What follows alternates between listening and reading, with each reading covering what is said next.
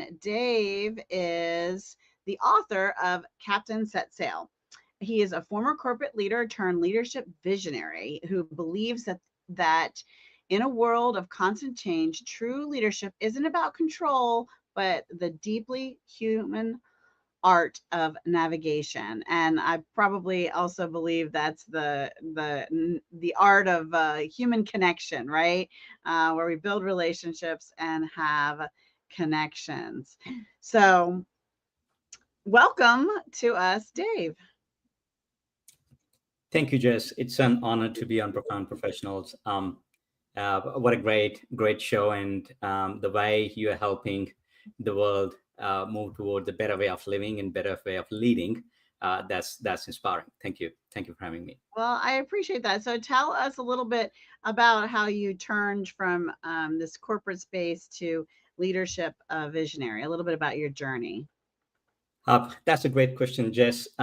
Because it really goes back to my own experience of finding my why, finding my purpose, and I have been deep down in trenches through my corporate journey in manufacturing, project delivery, operations, and I've sort of felt it firsthand running these multi-million dollar projects and multi-million dollar business units that you feel this immense pressure of deadlines, the weight of knowing your decisions, but really, at some stage, it hit me hard that, the decisions you make, they impact real people, real Mm, families. And I have been an entrepreneur launching my ventures and having my share of failures, mm, glorifying failures to some degree.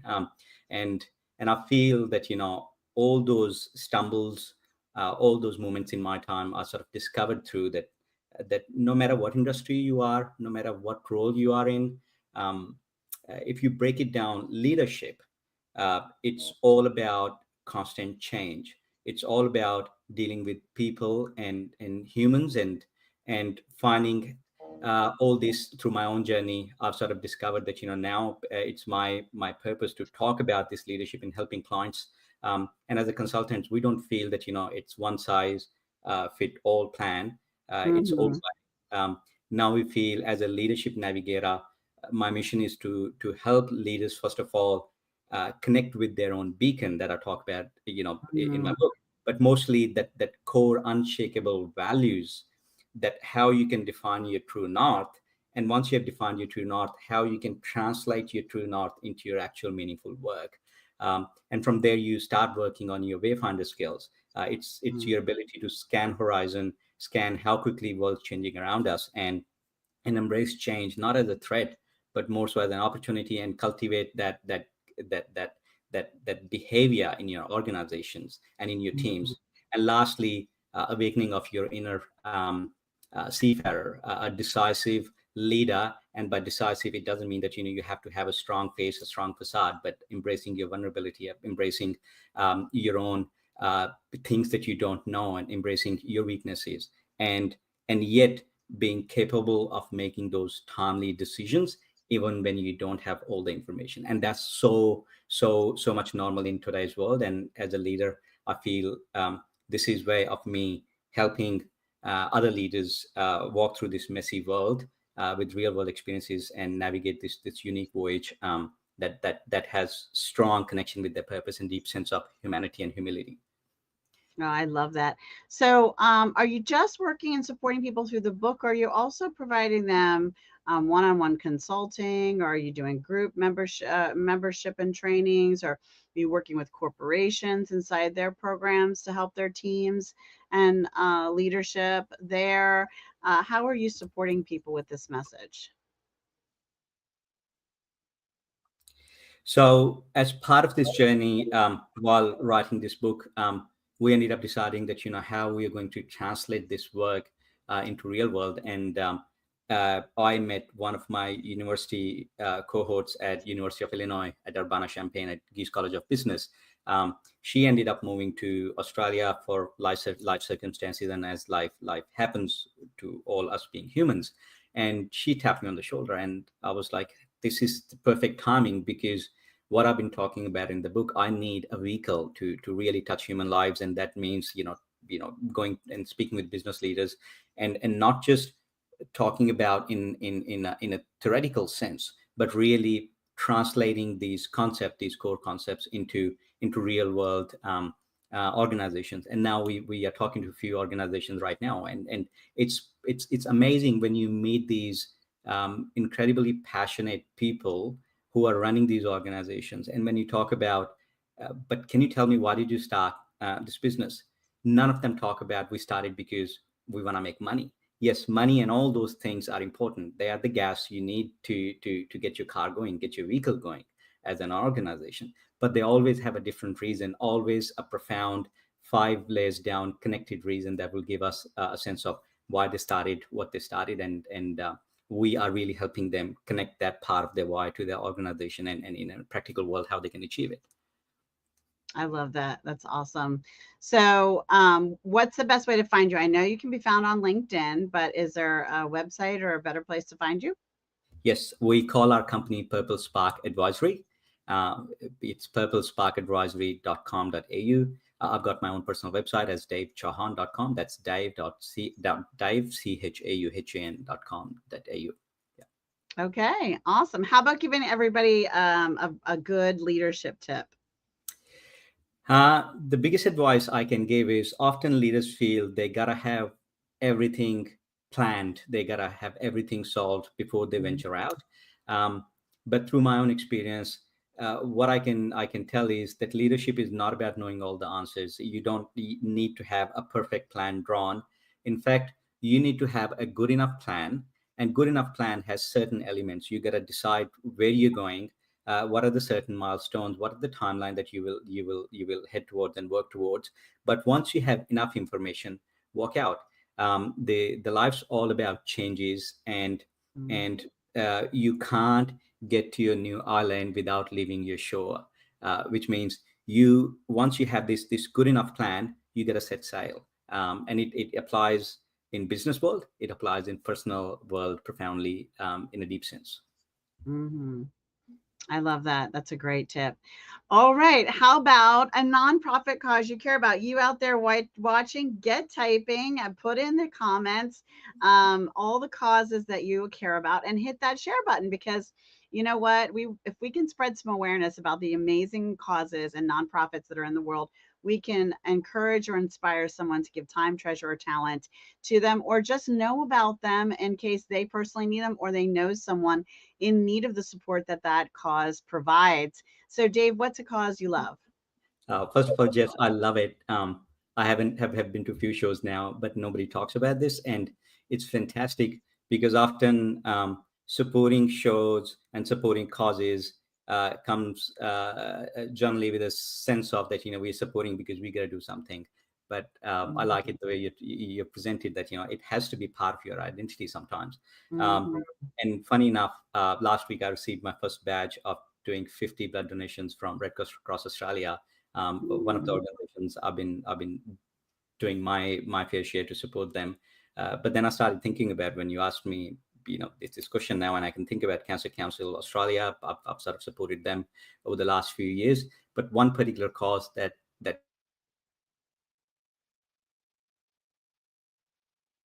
comes initiatives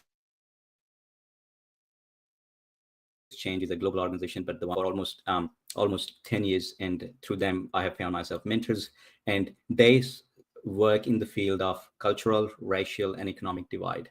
What I love about their work is that they have kept me and others who are associated with them, grounded in the global change, with personal change and personal journey of honesty, integrity, and willingness to see humans as humans, without what their cultural background is, what their racial background is, what their economic position in the society is. Mhm. And in Australia, they have been working quite a lot with our challenge of still assimilating, and partnering with Aboriginal and Indigenous societies.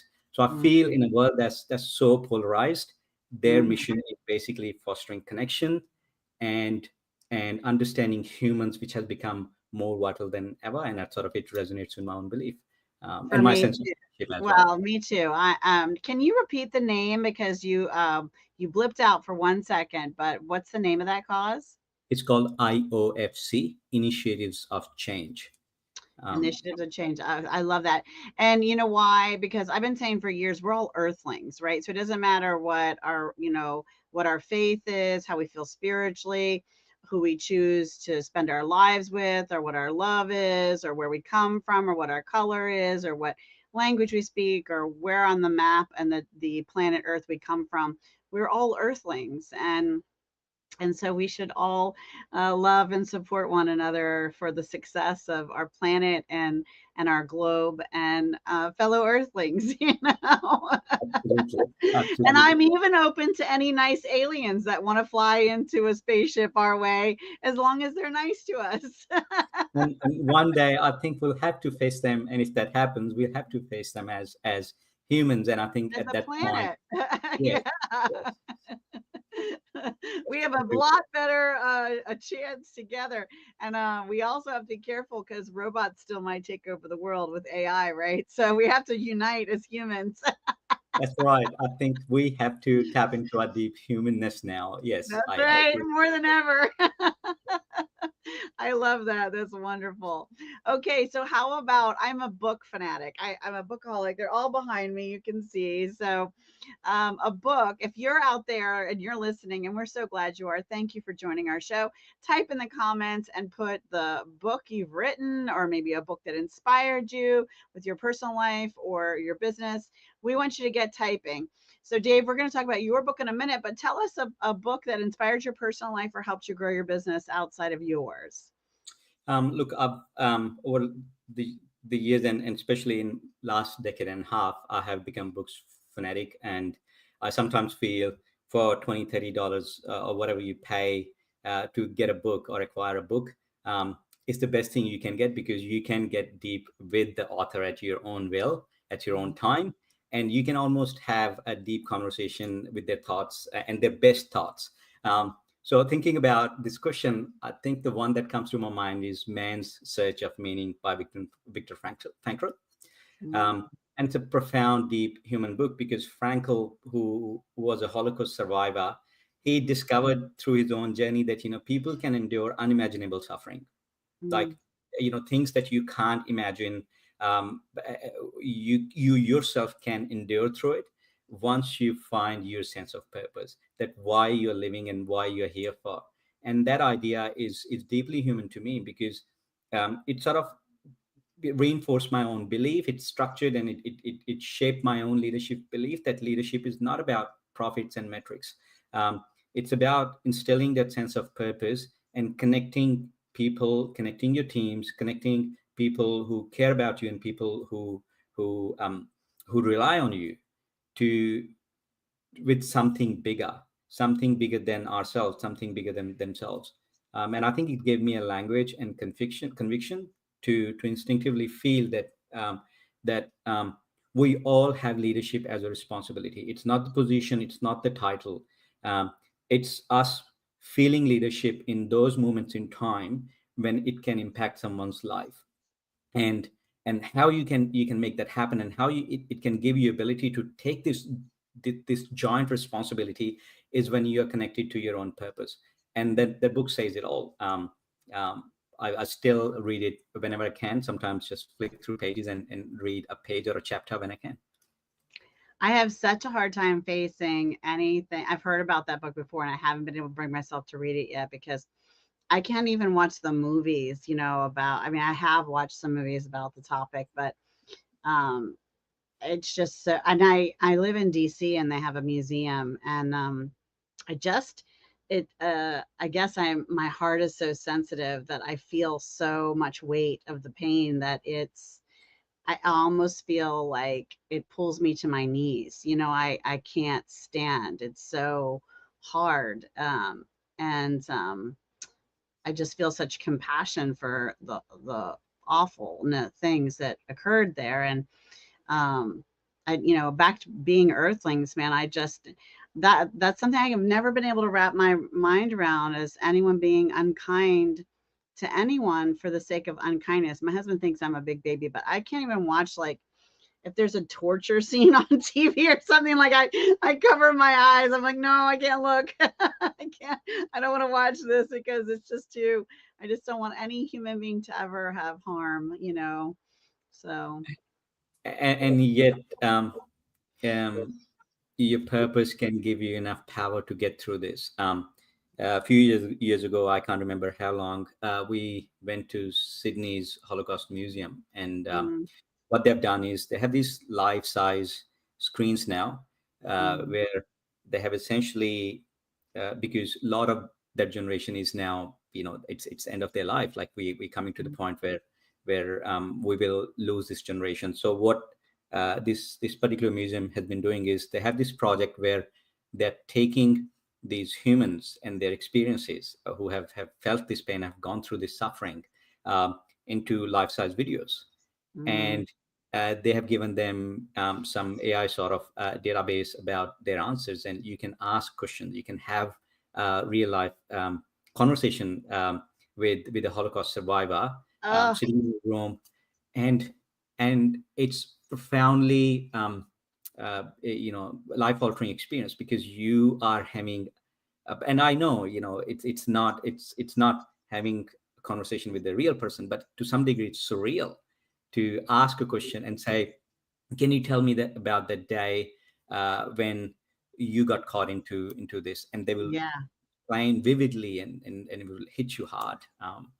Man, uh, the amount of tissue to blow your nose and wipe your eyes that have to be in those places. this museum will be spending Many, significant many, amount of many money on it. boxes. Yeah, I think that they have a capital expense line on their sheet about Yeah, I think they should price. invest in, hold some stock and make their own tissue brand because, oh my gosh, so sad. Well, our hearts go out to and we're inspired by the survivors and those people, and we send that loving moment of silence for all kinds of people who have faced war, the twin towers, the 9/11s, the Holocaust, any of those hardships as earthlings that we have faced. um, we send our love and our hearts out to them. All right. So that was a heavy book you shared there. So, how about your book? Let's talk about what inspired you to write your book, the journey of writing your book, why people should buy your book, why they should give it to their friends as gifts, who they should buy it for. What's all the things about Dave's book? So the book's called Captain Set Sail. The title comes from, it's a bit childish in a way, because I have always admired stories of navigation and sailors, and watched movies and everything. At some stage during last year, and this was about when I was finishing my MBA. I felt like, why did I start this journey? And this was about my MBA.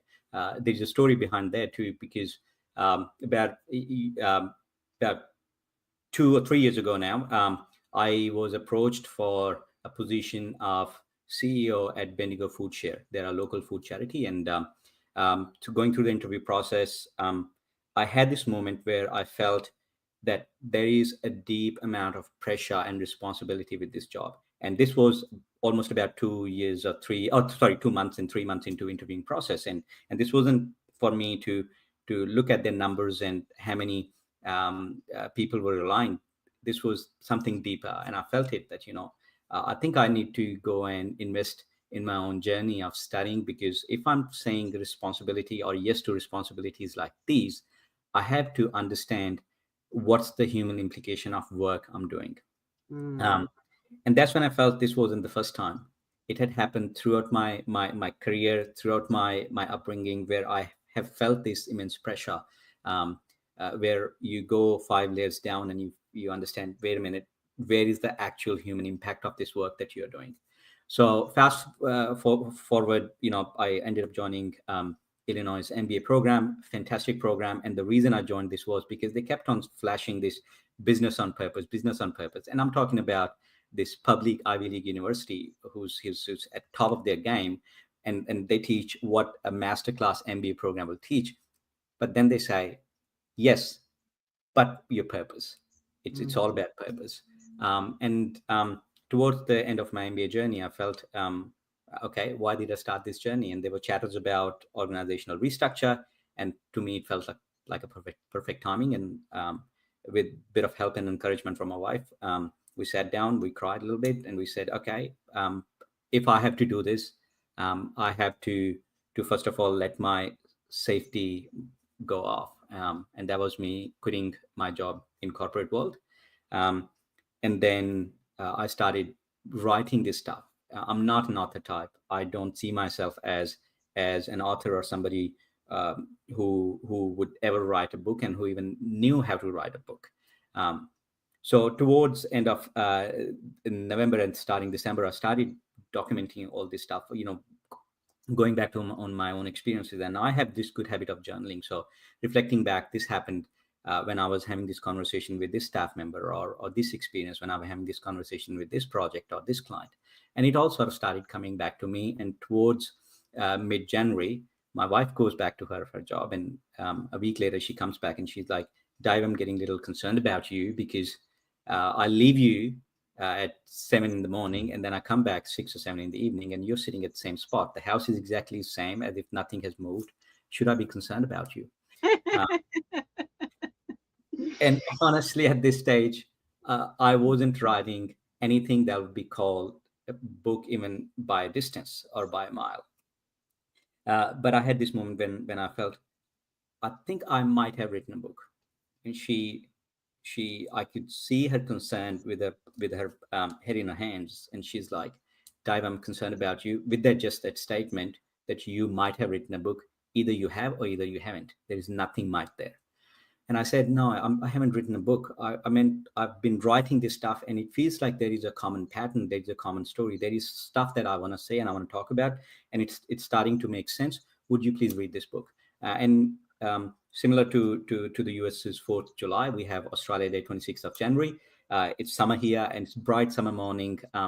And I'm sitting with everything printed, and shaking like a little kid, and anxious, and bit excited. And I'm like, hey, here's what I've printed everything for you. It's Australia Day. You promised me, would you read this book today? She's like, yes, I would. Give me a coffee and walk away. Take the dog for a walk. Just don't hover around here, and come back in 3 hours time. 3 hours later, I come back, and I can see her flicking pages, and all I can see is red smudges and cross marks and notes everywhere.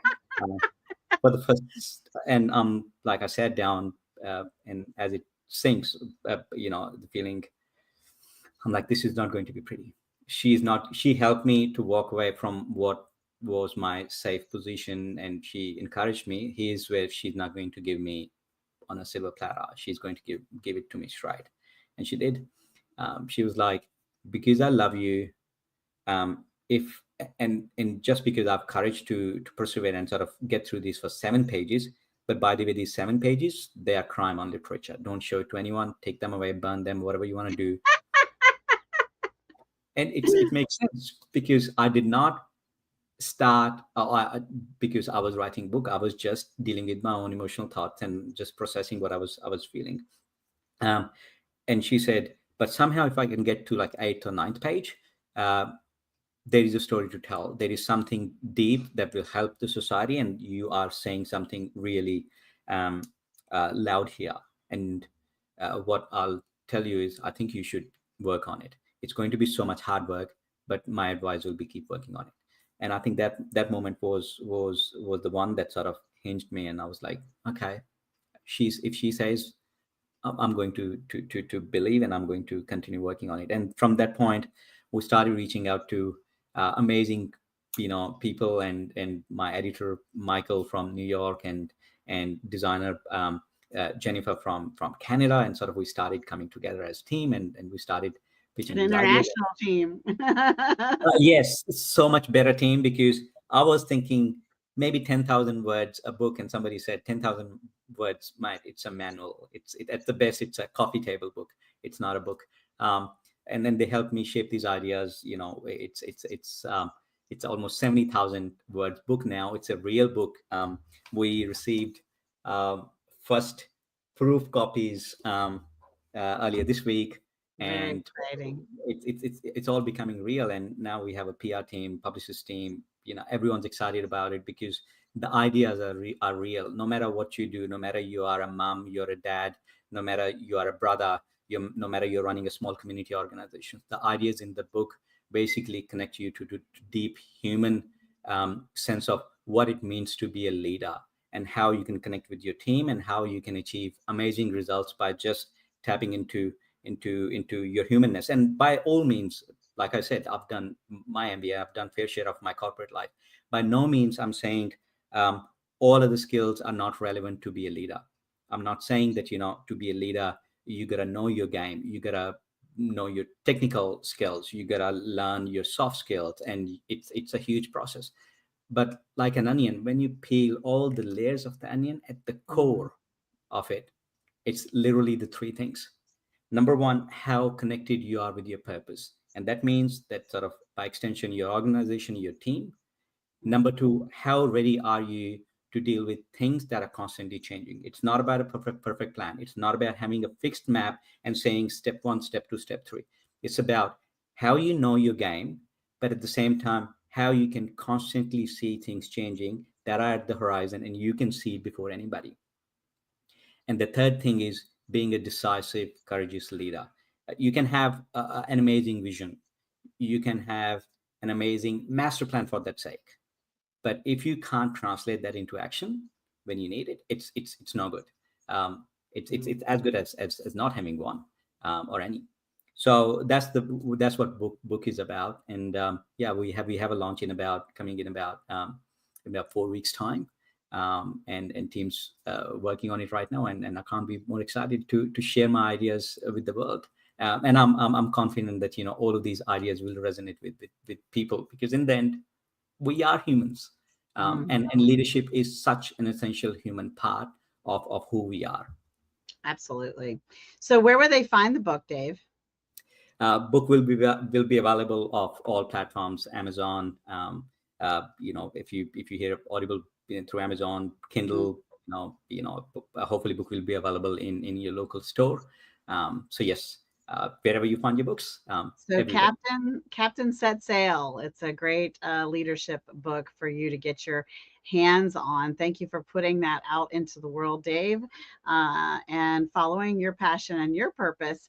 So if you're out there thinking, wait, I have a purpose, I could help improve someone's personal life, I could help someone grow their business. Well, come on, get on our show. What are you waiting for?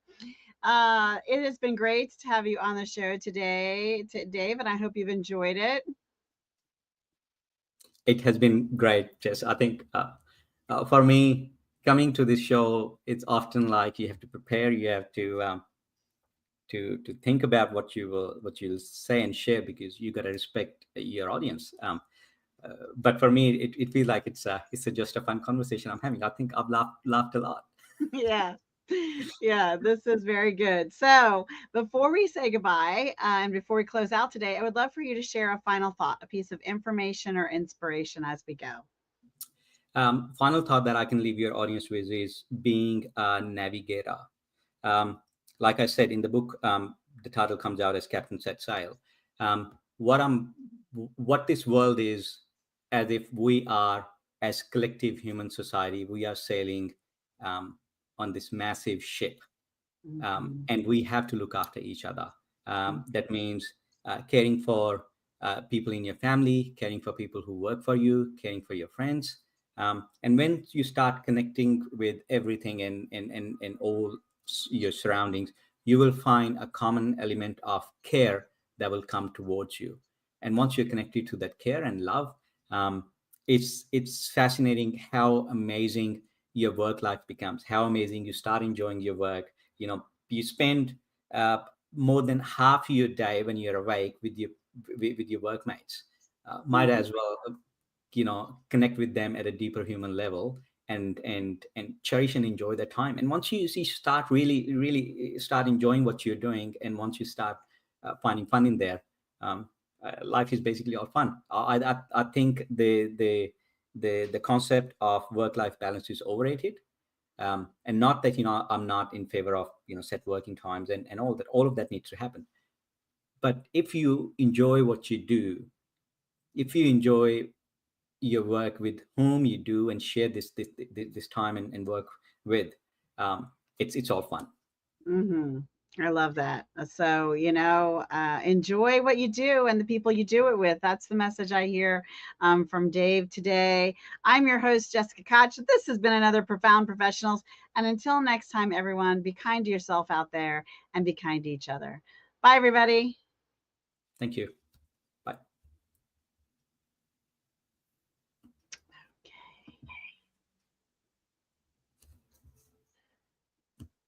And the technology is acting a little funny today.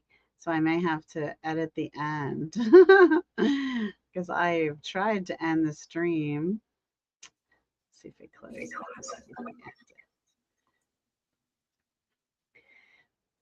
All right. Well, thank you so much. And in a couple of days, we'll send you an email with the MP4 of this, a place where we posted it a bunch, and get this out to you. Does that sound good? Are you there, Dave? Sorry to get a bit glitchy. Yeah, I was just saying that in a, oops. Yes, can you hear me now?